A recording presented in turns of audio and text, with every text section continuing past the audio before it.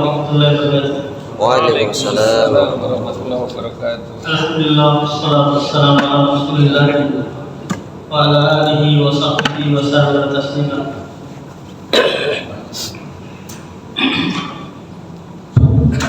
Kembali lagi kita mempelajari tafsir ayat Al-Quran ini. Kitab yang menjadi pedoman dalam kehidupan kita, petunjuk yang mengarahkan untuk perbaikan ibadah dan amal kita kepada manusia. Karena Al-Quran diturunkan oleh Allah Subhanahu wa Ta'ala sebagai undang-undang bagi manusia yang bisa dipakai di setiap zaman dan tempat. Orang-orang yang berkata bahwa Al-Quran itu tidak lagi bisa dipakai di zaman ini. Sekarang ini zaman generasi Z, zaman milenial kata mereka. Itu Al-Quran zaman jahiliyah.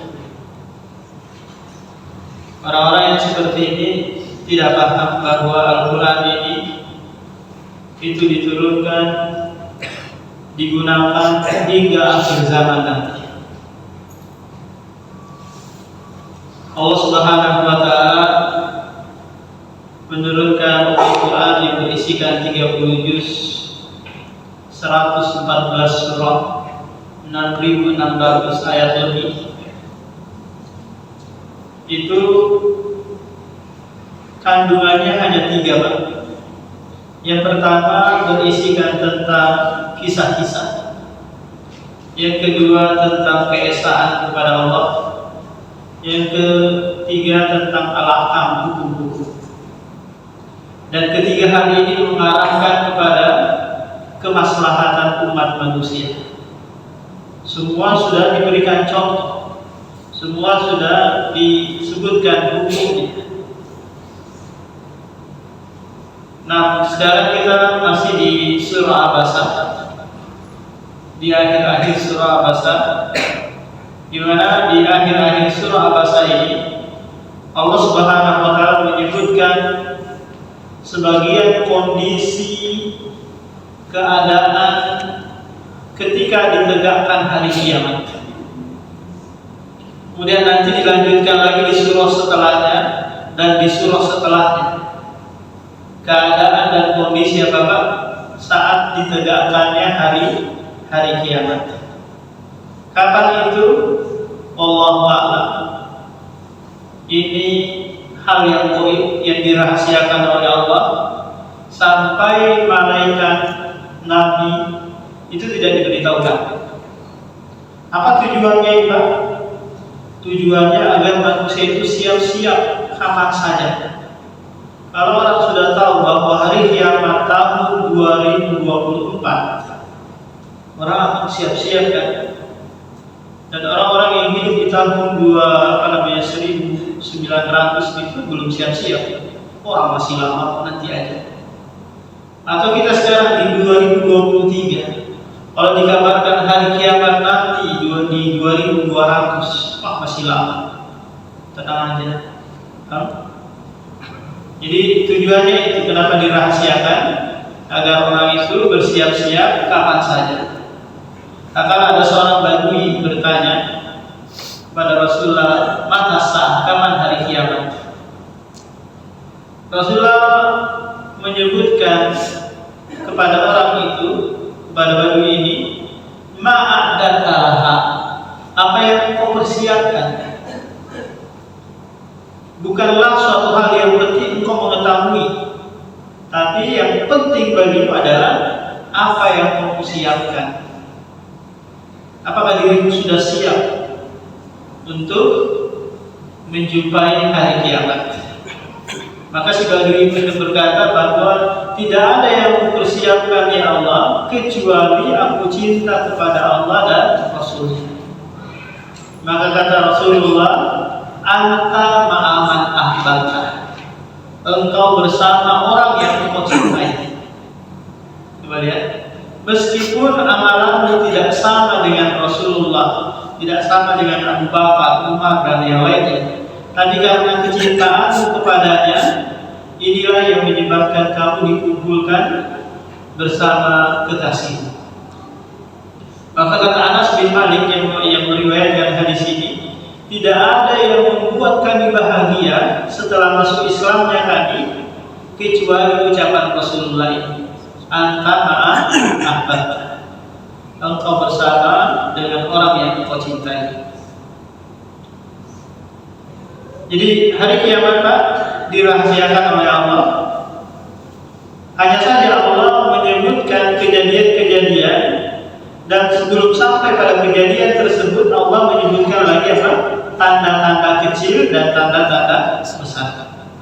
Tanda-tanda kecil sudah banyak yang nampak, seperti diutusnya Rasulullah, seringnya terjadi gempa bumi.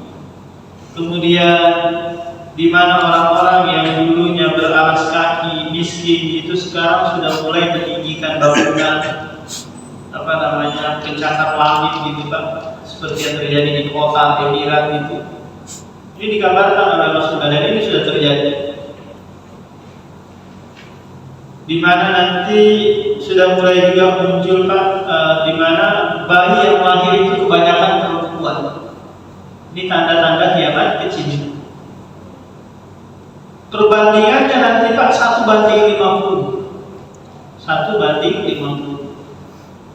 Kalau sekiranya tidak ada syariat poligami, maka kasihan para perempuan-perempuan muslimah-muslimah kita ini. Siapa yang menikahi? Sementara mereka dilarang nikah sama non-muslim kan? Dilarang dalam agama kita. Muslimah menikah sama non-muslim. Lantas siapa yang menikahi mereka kalau bukan apa? Kalau bukan muslim juga. Maka kalau banding 1:50, banyak apa ya? Kalau mau mau satu saja kasihan. Maka di sini apa? Pentingnya syariat poligami. Kemudian tanda-tanda besar itu belum nampak, seperti keluarnya Dajjal, munculnya Imam Mahdi, keluarnya Ya'juj dan Ma'juj. Ini belum ada. Meskipun di YouTube itu sudah mulai ada Pak ya, dikabarkan Dajjal sudah keluar dari India sana, sudah ada tanda-tandanya. Ini semua hoax ya, berita bohong. Allah Subhanahu wa taala berfirman di ayat yang ke-33, fa idza ja'atis shakha, apabila datang shakha. Shakha itu salah satu nama hari kiamat. Jadi Allah Subhanahu wa taala menamai hari kiamat itu Pak dengan nama-nama yang berbeda-beda, itu sesuai dengan kondisi yang terjadi pada waktu itu. Seperti di surah An-Nazi'at Allah menyebutkan fa idza ja'atit tammah, apabila telah datang kondisi yang mana musibah itu menyeluruh, air mengenai semua daerah. Kalau tsunami semua negara, semua bumi kena tsunami, kena goncangan, semua kena goncangan. Nah, ini nanti pada hari kiamat. Hal ataka hadisul ghosyiyah, ghosyiyah juga demikian. Al-haqqah, al-qari'ah. Dan di sini disebutkan lagi nama hari kiamat yaitu as-sakhah. Apa maknanya as-sakhah Pak? Di mana tatkala ditegakkan hari kiamat itu dimulai dengan tiupan sangkakala yang pertama. Nah, tiupan ini mengeluarkan suara yang memekakkan telinga, yang menyebabkan telinga manusia menjadi tuli, tidak bisa mendengar saking kencangnya suara yang dihasilkan dari tiupan sangkakala tersebut. Jadi orang sakit telinganya sampai tuli. Nah, tiupan sangkakala ini yang menghancurkan seluruh bumi. Nanti disebutkan di surah At-Takwir, matahari digulung, kemudian bintang-bintang berjatuhan, gunung-gunung diterbangkan, air laut diluapkan. Jadi luar biasa kondisinya. Maka pada waktu itu Allah mengabarkan, yauma yafirrul mar'u min akhihi wa ummihi wa abihi wa sahibatihi wa banihi. Hari di mana seseorang itu lari dari saudaranya. Sekarang Pak, manusia kalau ada saudara yang minta tolong, ada saudara yang kesusahan, maka dia segera datang ke sana kan? Kalau Pak ada pencuri, tetangga, orang-orang yang mendengar pasti datang bantuin. Ini kondisi kita. Tapi nanti pada hari kiamat, tak kala ada orang minta tolong, kita nggak ngurusin. Ngurus diri masing-masing. Nggak sempat lagi nolong orang lain. Kenapa? Karena menyelamatkan diri sendiri.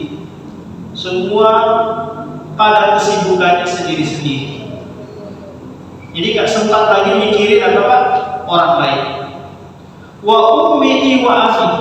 Jangankan saudara, ibu dan bapak saja nggak diperdulikan pada waktu itu. Semua ngurus urusannya diri sendiri. Nggak usah jauh-jauh nggak usah di kiamat ya. Pas terjadi kemarin tsunami disertai sebelumnya gempa di Poso itu, di mana kejadiannya menjelang maghrib. Kebanyakan manusia kan siap-siap ya Pak, mandi bersih-bersih gitu untuk melaksanakan sholat maghrib. Terjadi gempa, disertai setelah itu tsunami. Apa lihat kondisi orang? Kondisinya mereka lari meninggalkan rumah mereka meskipun tidak memperhatikan apakah dia pakai celana atau enggak. Keluar dari kamar mandi, keluar dari rumahnya, mikirin lagi. Lari untuk menyelamatkan diri. Ada yang merasakan bahwa hari ini di tempat aja nggak bergerak sama sekali. Ada yang terputar-putar di situ aja ternyata tanahnya mengalami pergerakan. Itu kondisinya seperti itu. Ini baru tsunami berskala berapa gitu? 6, berapa atau 7, berapa? Itu nggak sempat lagi mikirin yang lain. Bagaimana lagi ketika hari kiamat ditegakkan? Saudaranya, ibunya, bapaknya, wasahibatihi, demikian juga istrinya. Enggak sempat lagi dia cari mana istriku di mana, enggak ada lagi. Mana istriku yang cantik ini, saya mau selamatkan, enggak ada. Semua ngurusin diri masing-masing. Wasahibatihi wa bani, demikian juga anak-anaknya, mau yang bayi, yang kecil, yang dewasa, semua dia tinggal. Dia tinggalkan.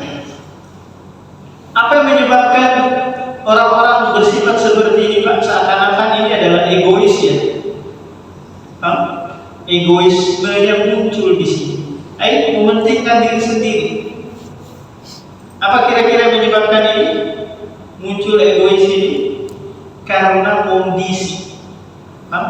Kondisi yang sangat mencengangkan, yang sangat darurat sekali, mengharuskan orang itu gak mikirin lagi orang lain. Jadi ada kondisi-kondisi manusia itu gak sempat memperhatikan orang lain. Padahal manusia itu punya jiwa sosial, punya jiwa sosial, membantu orang lain. Likulli imri'in minhum yawma idzin sya'nun yughni. Setiap orang pada waktu itu punya urusan yang menyibukkan dirinya sendiri. Dia gak sempat memperhatikan orang lain. Kemudian setelah itu Allah Subhanahu wa taala menyebutkan kondisi manusia dari sisi wajah-wajah mereka. Ketika apa ini Pak? Ketika nanti mau digiring menuju pada masyarakat. Jadi Jupan Sangkakala mewafatkan semuanya dulu. sudah wafat kemudian tiupan sangkakala yang kedua. Untuk apa? Untuk membangkitkan seluruh yang telah meninggal dunia. Apakah itu yang 2000 tahun yang lalu atau sejak zaman Nabi Adam, semuanya dibangkitkan. Nah, di sini nanti manusia rupa-rupa mereka, wajah-wajah mereka itu Pak ada dua keadaan. Yang pertama adalah wujuhu yauma idzin musfirah. Wajah-wajah pada waktu itu ada yang bercahaya. Ya, yang bercahaya. Allah menggambarkan wajah mereka itu musfirah. Musfirah itu cahaya kuning.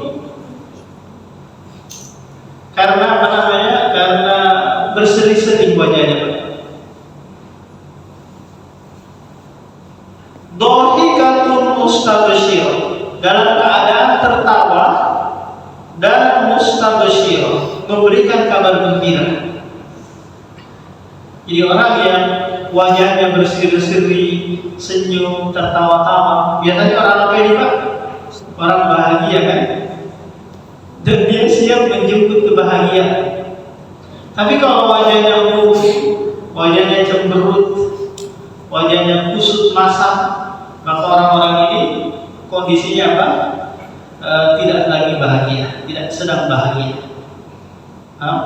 Karena luaran itu Pak menampakkan apa yang ada di dalam.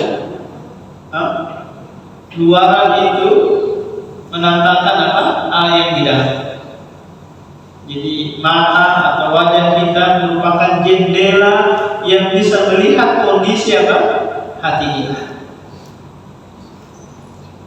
Siapa mereka yang punya keadaan seperti ini? Mereka adalah orang-orang yang beriman, orang-orang yang taat. Coba kita contohkan kepada karyawan Pak. Kita perhatikan karyawan. Kalau karyawan itu taat, nggak pernah terlambat, nggak pernah korupsi, nggak pernah apa gitu. Taat dia jalani SOP dengan sebenar-benarnya. Ketika bosnya atau direkturnya manggil, dia santai-santai aja kan Pak ya. Gak ada sedikit pun raut wajah ketakutan. Kenapa? Karena dia gak ada salah sedikit pun. Beda kalau karyawan ini dia sering terlambat, sering curang, sering korupsi, sering curi-curi waktu bekerja dan yang lain. Ketika dipanggil sama bosnya atau direkturnya, apa kira-kira kondisinya dia? Dia akan ketakutan kan? Gak berani menghadap. Karena dia tahu bahwa dirinya salah. Wa wujuhu yawma idzin 'alaiha ghabarah. Dan ada pula wajah-wajah pada waktu itu ghabaratun 'alaiha. Banyak gubar, debu di wajahnya. Saking banyaknya debu di wajahnya, tarhaquha qatara, menyebabkan apa? Kegelapan di wajahnya. Ya. Kegelapan di wajahnya, hitam. Yauma tabyadul wujuh wa taswaddul wujuh. Hari di mana ada wajah-wajah yang putih, ada pula wajah-wajah yang hitam. Wajah-wajah yang hitam ini adalah wajah-wajah kafir, musyrik, munafik, dan pelaku maksiat. Karena setiap kemaksiatan Pak akan memberikan noda hitam di dalam hati kita. Nuktatun sauda. Dia akan diberikan titik hitam di dalam hati setiap kali melakukan kemaksiatan. Dan titik hitam itu akan berdampak pada wajah yang hitam pula.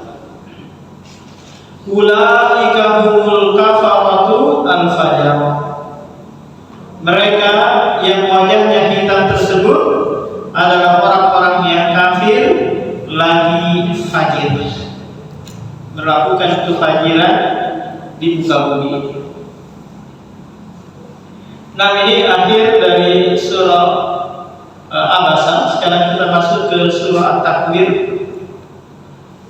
di mana di surah At-Takwir ini Pak, Allah Subhanahu wa taala menyebutkan kondisi hari kiamat juga.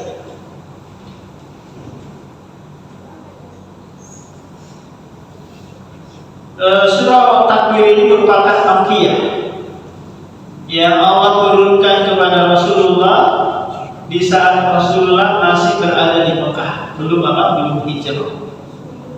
Terdiri dari 29 ayat.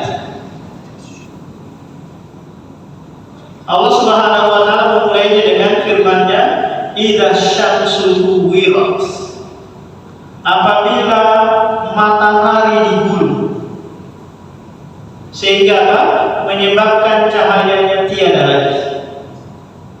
Kalau matahari hilang Pak, betapa banyak kerugian bagi makhluk, apakah itu manusianya, hewannya, tumbuh-tumbuhannya.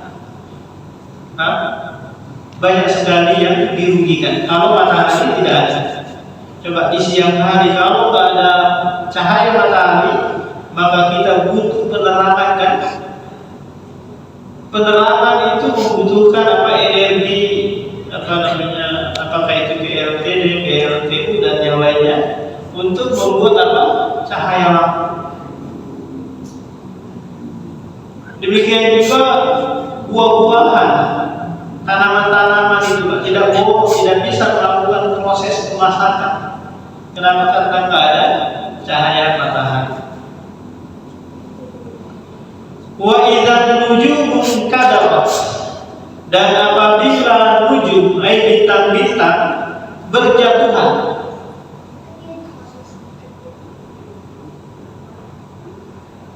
Kita lihat bahwa bintang-bintang yang ada di langit sana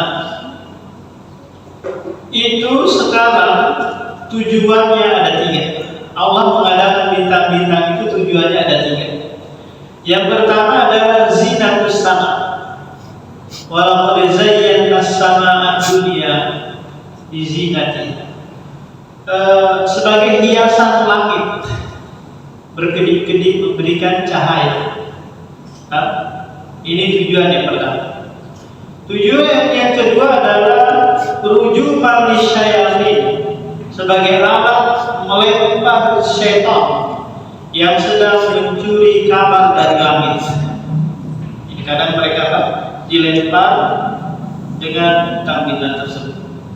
Kemudian yang ketiga, tidak, sebagai petunjuk bagi mereka yang melakukan perjalanan di darat maupun di laut. Orang-orang dulu Pak, sebelum ada kompas gitu, mereka bisa melakukan perjalanan ke utara, ke selatan, ke timur. Itu cukup melihat bintang. Oh, bintang ini, oh arah timur ke sana, oh arah barat ke sana.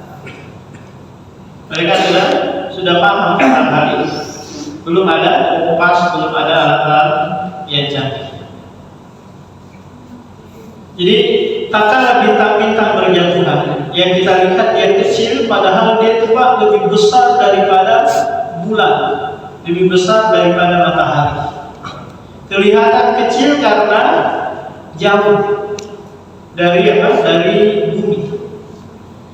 Matahari dan bulan lebih besar kelihatannya karena lebih dekat jaraknya. Nah, ketika berjatuhan, bagaimana kondisi manusia Pak? Nggak usah bintang saja jatuh ya, meteor saja jatuh, itu akan mengganggu keamanan kita, konsentrasi kita tinggal di bumi.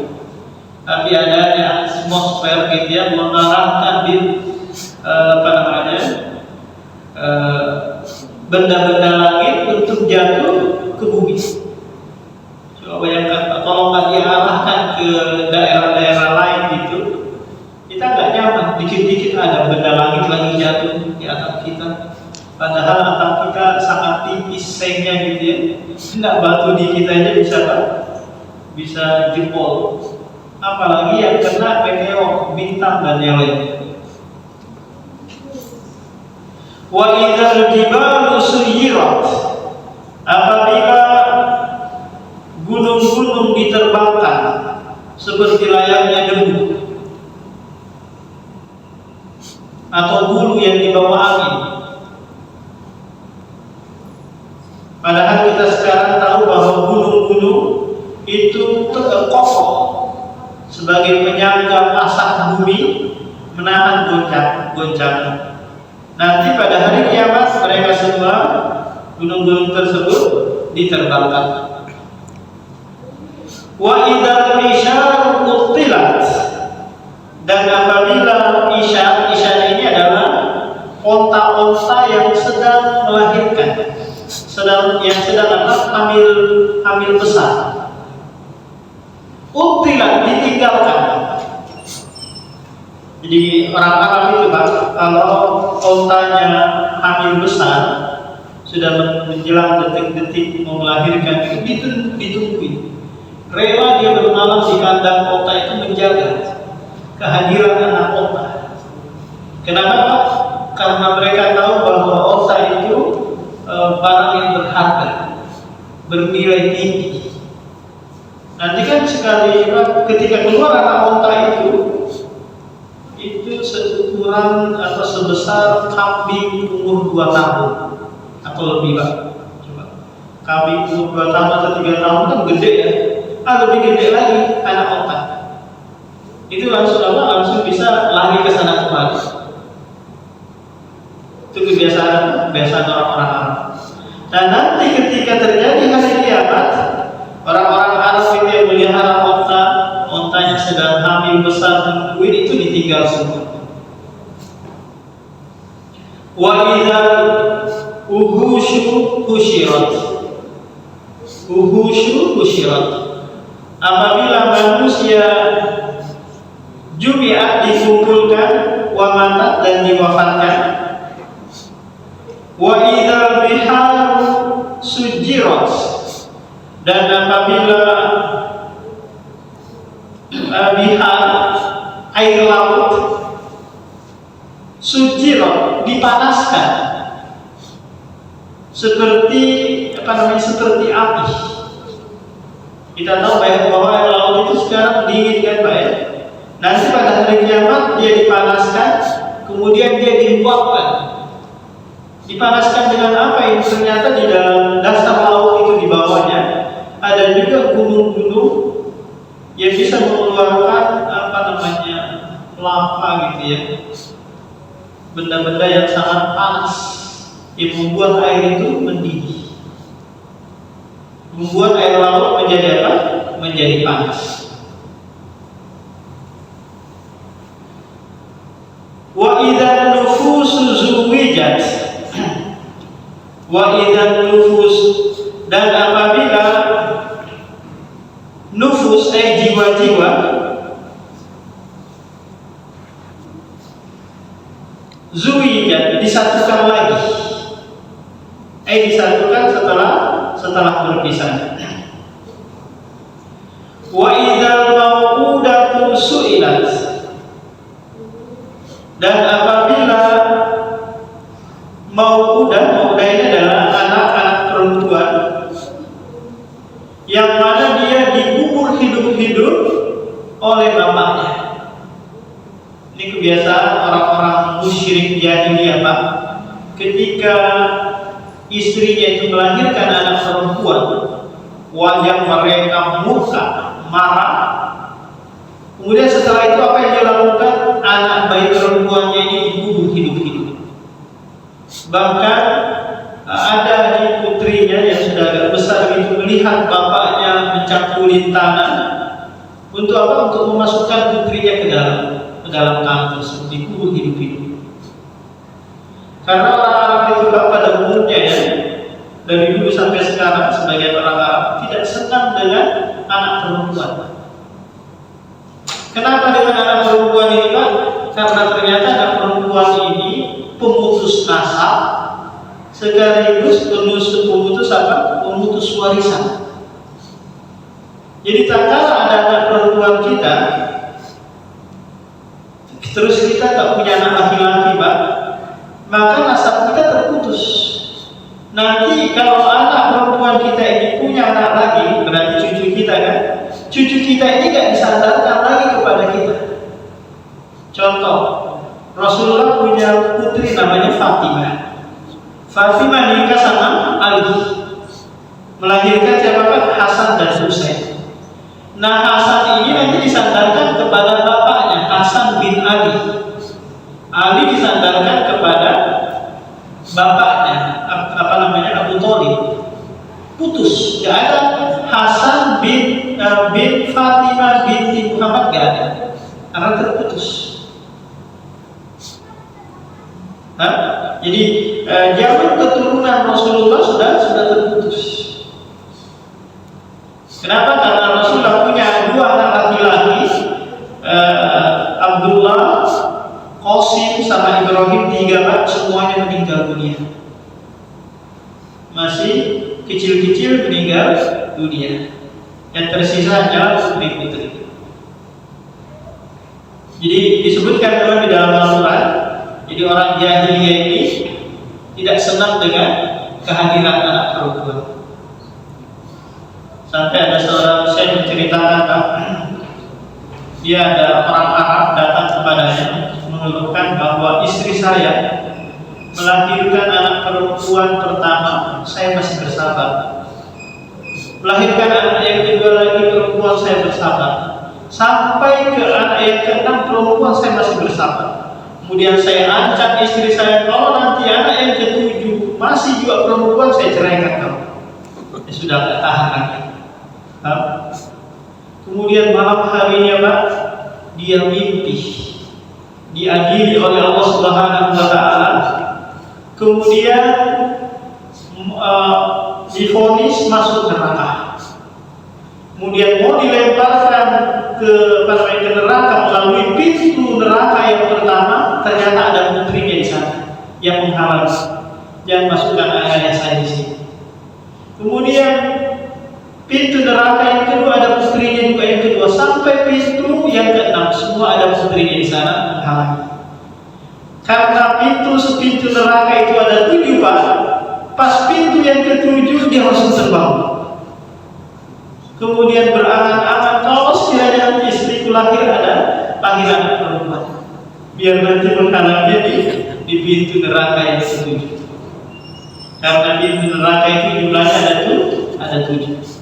Pintu surga ada 8. Akhirnya dia terbangun, kemudian berharap kepada Allah bahwa nanti semoga dikasih anak perempuan. Jadi anak laki-laki atau anak perempuan itu adalah titipan dan amanah dari Allah Subhanahu wa Ta'ala, yang kita harus jaga amanah tersebut, didik, besarkan, tidak disia-siakan. Wa idza mau'udatu su'ilat, apabila bayi-bayi ditanya, bi ayyi dzambin qutilat, dosa apakah engkau dibunuh? Dosa apa yang kau perbuat sehingga orang tuamu membunuhmu?